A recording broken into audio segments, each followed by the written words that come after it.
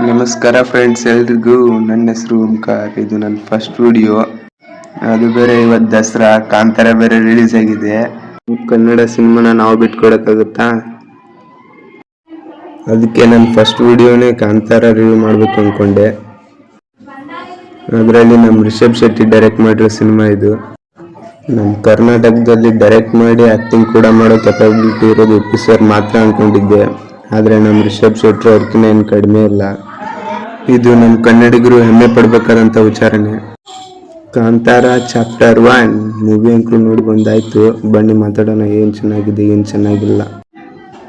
ನಾವು ಕಾಂತಾರ ನೋಡಿದಾಗ ನಮ್ಮಲ್ಲಿ ರಿಷಬ್ ಅವರು ಒಂದು ಪ್ರಶ್ನೆ ಹುಟ್ಟಾಕಿದ್ರು.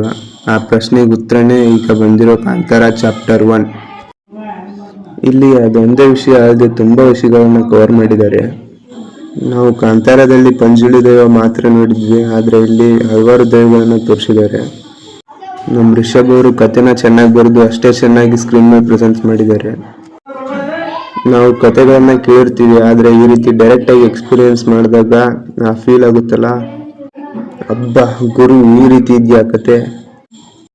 ಇಲ್ಲಿನ ಪರ್ಫಾರ್ಮೆನ್ಸ್ ವಿಷಯಕ್ಕೆ ಬಂದರೆ ಅಷ್ಟೇ ಚೆನ್ನಾಗಿ ಮಾಡಿದ್ದಾರೆ ಎಲ್ರು. ರಿಷಬ್ ಅವ್ರ ಬಗ್ಗೆ ಅಂತೂ ಮಾತಾಡಂಗೆ ಇಲ್ಲ. ನೀವು ಕಾಂತಾರದಲ್ಲೇ ನೋಡಿರ್ತೀರಾ, ಇನ್ನು ಇಲ್ಲಿ ಕೇಳ್ತೀರಾ, ಅವನ ಅಜ್ಜಿ ಧ್ವಂಸ ಮಾಡಾಕಿದ್ದಾರೆ. ಇನ್ನು ರುಕ್ಮಿಣಿ ವಸಂತ ಅವ್ರ ಪಾತ್ರ ಕೂಡ ಚೆನ್ನಾಗಿ ಬರ್ಕೊಂಡಿದ್ದಾರೆ. ಸ್ಕ್ರೀನ್ ಮೇಲೆ ಕೂಡ ಅಷ್ಟೇ ಚೆನ್ನಾಗಿ ಪ್ರೆಸೆಂಟ್ ಮಾಡಿದ್ದಾರೆ. ಅವ್ರ ಪಾತ್ರಕ್ಕೆ ತಕ್ಕಂತೆ ಅವರು ಕೂಡ ಸಖತ್ತಾಗಿ ಆ್ಯಕ್ಟ್ ಮಾಡಿದ್ದಾರೆ. ಗುಲ್ಶಾನ್ ದೇವ ಕೂಡ ಅವ್ರು ಕೊಟ್ಟಿರೋ ಪಾತ್ರನ ಸರಿಯಾಗಿ ನಿಭಾಯಿಸಿದ್ದಾರೆ. ಇನ್ನು ಜಯರಾಮ್ ಅವರು ಅವ್ರದ್ದು ಚಿಕ್ಕ ಪಾತ್ರ, ಅವರ ಪಾತ್ರಕ್ಕೆ ತಕ್ಕಂತೆ ಪರ್ಫಾರ್ಮೆನ್ಸ್ ಮಾಡಿದ್ದಾರೆ.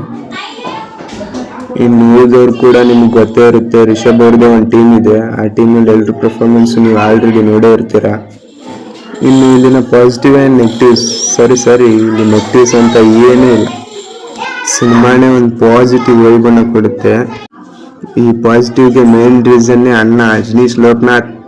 ಮೂವಿ ನೋಡಿದವ್ರು ಅನ್ಕೋಬೋದು ಅಜನೀಶ್ ಲೋಕನಾಥ್ ಅವ್ರು ಇನ್ನೂ ಹೆಸರು ಯಾಕೆ ತೊಗೊಂಡಿಲ್ಲಪ್ಪ ಏನು ಅಂತ. ಅಜನೀಶ್ ಅನ್ನೊಂದು one of the best music compose ಅಂತಲೇ ಹೇಳ್ಬೋದು. ಇದಕ್ಕೆ ರಿಷಬ್ ಅವರ ಆ್ಯಕ್ಟಿಂಗು ಪ್ಲಸ್ ಅಜನೀಶ್ ಅವರ ಮ್ಯೂಸಿಕ್ಕು ಸಖತ್ತಾಗಿ ವರ್ಕ್ ಆಗಿದೆ. ಇವರಿಬ್ಬರು ಕಾಂಬಿನೇಷನ್ ಮೇಲೆ ಸಿನಿಮಾ ನಿಂತಿರೋದು. ಹಾಗೆ ಇಲ್ಲಿನ VFX ಹಾಗೂ ಸ್ಕ್ರೀನ್ ಪ್ಲೇ ಮೇಲೆ ತುಂಬಾ ವರ್ಕ್ ಮಾಡಿದ್ದಾರೆ. ಅದು ನಿಮಗೆ ಸಿನಿಮಾ ನೋಡಿದ್ರೆ ಅದರಲ್ಲೇ ಎದ್ದು ಕಾಣಿಸುತ್ತೆ.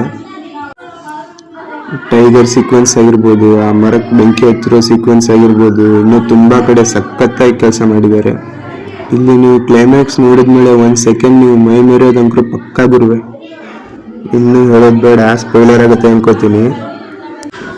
ಇದು ನನ್ನ ಫಸ್ಟ್ ವಿಡಿಯೋ. ಏನಾದರೂ ಮಿಸ್ಟೇಕ್ ಇದ್ರೆ ಸಾರಿ ಅಂತ ಹೇಳಲ್ಲ, ಯಾಕಂದರೆ ನಾನು ಮೂವಿ ವಿಷಯದಲ್ಲಿ ತಪ್ಪೇ ಮಾಡಲ್ಲ.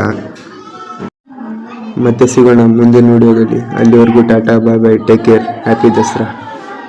Signing off, Omkar.